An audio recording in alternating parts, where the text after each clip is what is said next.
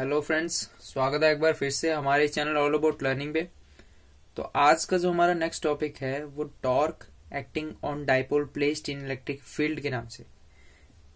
तो इस टॉपिक का सिंपल सा मतलब यही है कि कितना टॉर्क जो है वो प्रोड्यूस होगा जब हम एक डाइपोल को एक इलेक्ट्रिक फील्ड में रख देंगे।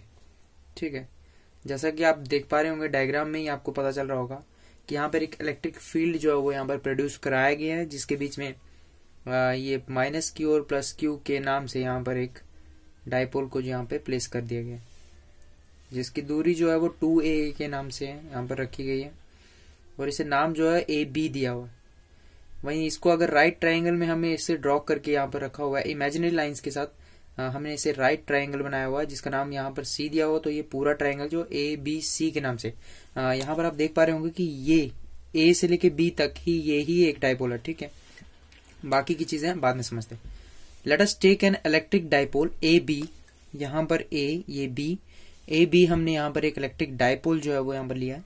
It consist of two equal और अपोजिट चार्जेस। जैसा कि आपको पता है कि एक डाइपोल में क्या चीजें होती हैं कि टू इक्वल और अपोजिट चार्जेस होती हैं और जिसका डिस्टेंस d या फिर 2d जो है वो यहाँ पर रखा जाता है, या फिर a यहाँ 2a जो है यहाँ पर रखा जाता है। अब यहाँ पर हम डिस्टेंस जो है यहाँ पर 2a आप देख पा रहे होंगे कि 2a यहाँ पर हम यहाँ पर डिस्टेंस लेके यहाँ पर चलें। ठीक है, यहाँ पर लिखा भी है कि separated by very small distance 2a let this dipole is placed in uniform electric field E। यहाँ पर E वेक्टर आप देख पा रहे होंगे ऊपर कि ये इलेक्ट्रिक फील्ड जो है यहाँ पर यूनिफॉर्म इलेक्ट्रिक फील्ड के बीच में हमने इस डाइपोल को जो है वो प्लेस किया होगा। ठीक है, यहाँ पर ये पॉजिटिव चार्ज है, ये नेगेटिव चार्ज है, तो यहाँ से ये लाइंस इलेक्ट्रिक लाइंस जो है वो यहाँ से इस तरफ टुवर्ड्स नेगेटिव जो है वो जाएंगी। यहाँ पर प्लेट K है, ये L है। ठीक है, अब बात करें कि प्लस Q। यहाँ पर एक प्लस Q चार्ज हमने प्लेस किया एट दिस पॉइंट। ठीक है, और एट दिस पॉइंट हमने यहाँ पर माइनस क्यू चार्ज यहाँ पर प्लेस किया हुआ। ठीक है, अब हम देखेंगे कि A पर मतलब कि प्लस क्यू चार्ज पर कितनी फोर्स जो है ये इलेक्ट्रिक फील्ड जो है वो लगाएगा। तो आपको पता है कि कितनी फोर्स जो है वो कितना है, चार्ज का मैग्नीट्यूड इनटू इलेक्ट्रिक फील्ड। ठीक है, तो चार्ज का मैग्नीट्यूड यहाँ पर प्लस क्यू है, तो यहाँ पर सिंपल आप Q लिख सकते हैं, Q इंटू E वेक्टर।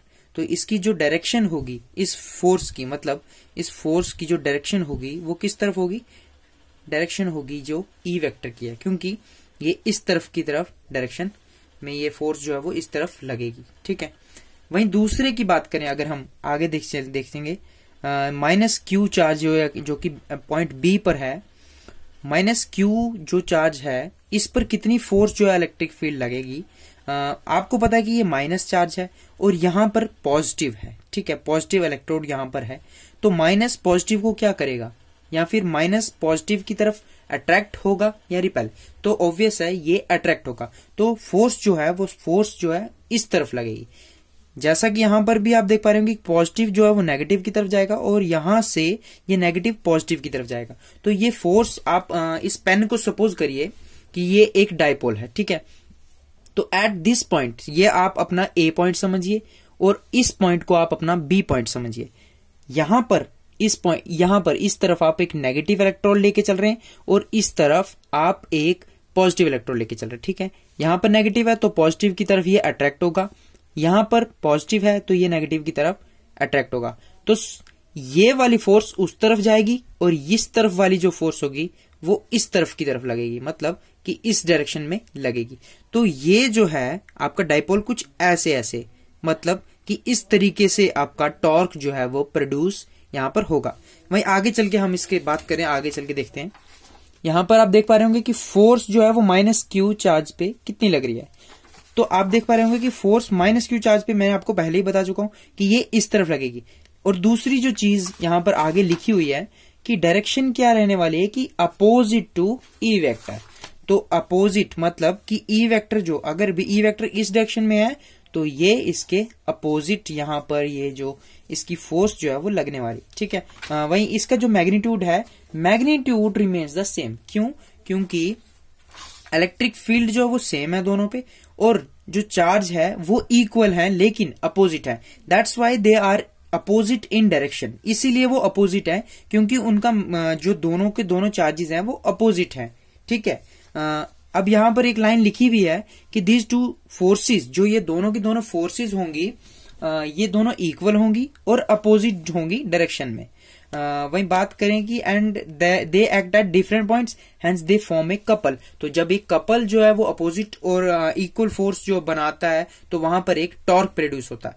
तो आपको टॉर्क पता है कि किससे रिप्रेजेंट किया जाता है, तो टॉर्क को टाउ से यहां पर टॉर्क को रिप्रेजेंट किया जाता है और उसकी जो वैल्यू होती है वो फोर्स इनटू परपेंडिकुलर डिस्टेंस होती है। इसे आप दिमाग में रट लीजिए, इसे दिमाग में बिठा दीजिए कि टाउ जो है, मतलब कि टॉर्क जो है वो एक तो force into perpendicular distance. Perpendicular distance किसका? उन फोर्सेस का जो वहां पर या एक तो इस तरफ लग रही थी और एक इस तरफ लग रही थी, उनके बीच का जो परपेंडिकुलर है जो ऐसे ड्रॉ होगा। दैट मीन्स ये आपका, सपोज कीजिए कि ये आपका डायपोल है, एक फोर्स आपकी इस तरफ से लग रही है, एक तरफ उधर की तरफ लग रही है, तो इसका जो परपेंडिकुलर होगा जो कि ऐसे कुछ यूं आएगा, तो दिस परपेंडिकुलर जो है, ये वाला जो डिस्टेंस है, ये जो है इसके साथ जब आप फोर्स को मल्टीप्लाई करेंगे तो वो आपको टाउ की वैल्यू देगा। दैट मीन्स आपको जो टॉर्क की वैल्यू, टॉर्क का जो मैग्नीट्यूड है वो इससे ही मिलेगा। ठीक है, वही बात करें कि यहां पर आगे चल के tau is equals to force into A C. अब यहां पर ए सी, यहां पर हमने पॉइंट सी यहां पर रखा हुआ। ठीक है, जैसा कि मैंने आपको बताया कि ये ए है, ये बी है और ये सी है। ठीक है, तो ये जो ये डिस्टेंस है ये इसका परपेंडिकुलर डिस्टेंस माना जाएगा। ठीक है, तो ये परपेंडिकुलर डिस्टेंस ए सी, और एफ की वैल्यू आप चाहे इसकी यहां पर पुट कर दीजिए या फिर इसकी, तो ये वैल्यूज सेम है। तो टाउ जो है वो क्यू ई इंटू ए सी है फ्रेंड्स। ठीक है, तो ये एक यहां पर रिजल्ट जो है वो यहां पर आ गया। ठीक है, अब हम लोग देखेंगे कि ए सी की वैल्यू हम फाइंड करेंगे कि ए सी कितना है। तो हम यहां पर अगर देखें from triangle A B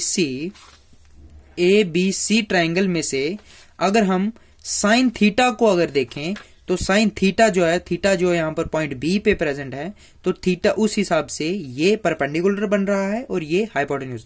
perpendicular by hypotenuse sine theta के बराबर होता है, तो ए सी बाय ए बी यहां पर हो जाएगा, तो ए सी का ए सी ही रहेगा और ए बी की वैल्यू जो है वो 2a जो हम यहां पर लेट करके चले हैं इसे हम उसमें पुट कर देंगे। तो यहां पर हम A C by A B is equal to sine theta, और ए सी को हम यहीं रखेंगे और ए बी को हम यहां मल्टीप्लाई कर देंगे, तो ए बी साइन थीटा। वहीं हमें पता है कि ए बी जो है वो 2a के बराबर है, तो 2a साइन थीटा।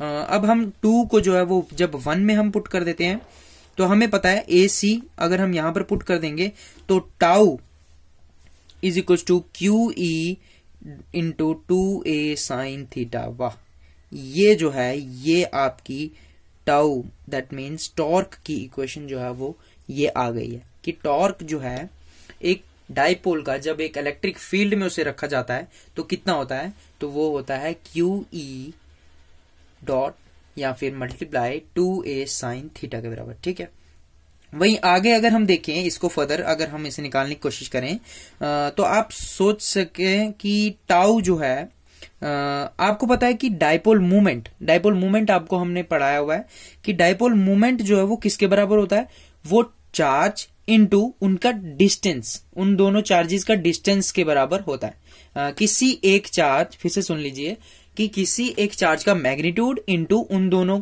दो चार्जेस के बीच का डिस्टेंस, वो आपका डाइपोल मोमेंट के बराबर होता है, जिसको रिप्रेजेंट P से किया जाता है। सॉरी, यहां पर मैं कैपिटल P लेके चला हूं, पर डाइपोल मूवमेंट जो है वो एक्चुअल में स्मॉल p से रिप्रेजेंट की जाती है।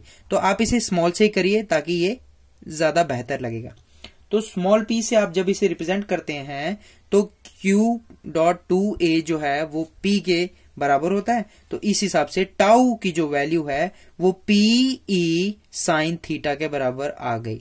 तो ये भी एक टॉर्क को रिप्रेजेंट करने का मेथड है जब आपको in terms of dipole moment आपको टॉर्क जो है रिप्रेजेंट करना पड़े। तो आपको यहां से एंट्रेंस में एक क्वेश्चन यहां से ये भी पूछा जा सकता है कि डाइपोल मोमेंट जो है, किसी डाइपोल की डाइपोल मोमेंट उन्होंने दी होगी, इलेक्ट्रिक फील्ड का मैग्नीट्यूड दिया होगा और एंगल दिया होगा। ठीक है, एंगल बिटवीन इसके आपके इलेक्ट्रिक फील्ड में और इस डायपोल के बीच में, तो कैलकुलेट टॉर्क। तो अगर आपको ये फॉर्मूला आता होगा तो आप इसे आराम से आप इसे निकाल पाएंगे, ठीक है। तो ये वाला रिजल्ट भी बहुत इंपॉर्टेंट है, ठीक है।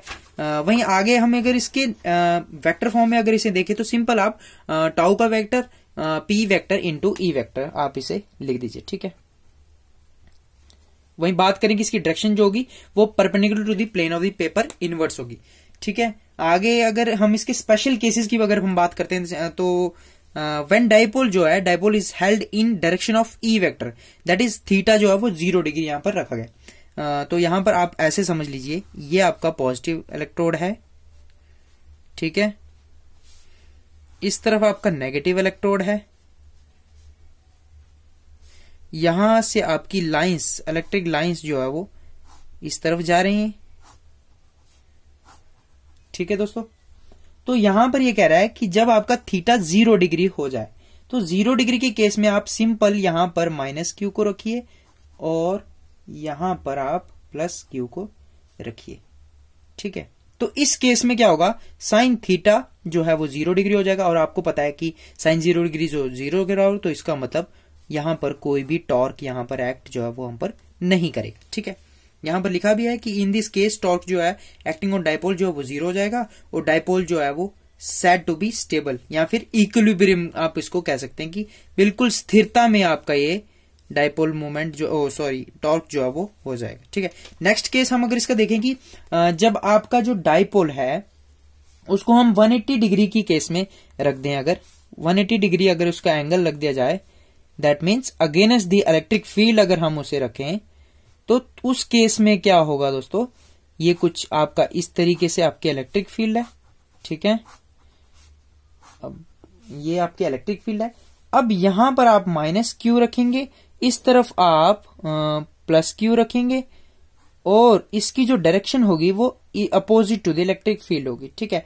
तो इस केस में आपको पता है कि थीटा जो है वो 180 डिग्री हो जाएगा, और आपको पता है कि 180 डिग्री साइन 180 डिग्री भी आपका 0 होता है। तो इस केस में भी सेम कंक्लूजन यही निकलता है कि आपका जो टाउ है वो 0 हो जाता है। वहीं आगे अगर हम तीसरा केस की बात करें कि तीसरे केस में इसने 90 डिग्री को यहां पर लेके चलाइए, तो सिंपल यहां पर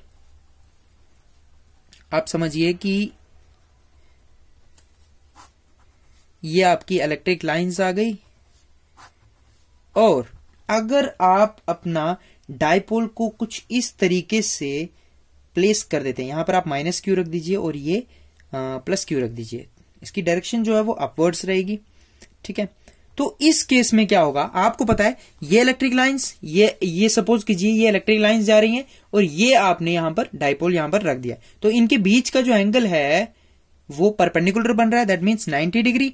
तो 90 डिग्री के केस में आपको पता है कि साइन 90 डिग्री 1 होता है, तो टाउ जो है वो पीई के बराबर आ गया। तो इसका मतलब कि टाउ जो दैट मीन्स टॉर्क जो है वो 90 डिग्री के केस में मैक्सिमम होगा। जी हाँ, ये मैक्सिमम टॉर्क जो है वो यहां पर प्रोड्यूस होगा जब आपका डाइपोल जो है वो आपने इलेक्ट्रिक लाइंस ऑफ फील्ड जो है उनके परपेंडिकुलर इस टॉर्क को प्लेस किया होगा, ठीक है।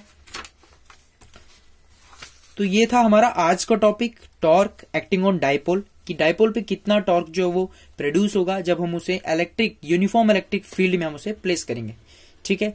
तो अगर आपको ये टॉपिक अच्छे से समझ आया हो तो प्लीज चैनल को सब्सक्राइब कर दीजिए और इसे शेयर कर दीजिए उसके साथ जिसे इसकी नीड है, और थैंक्स फॉर वॉचिंग।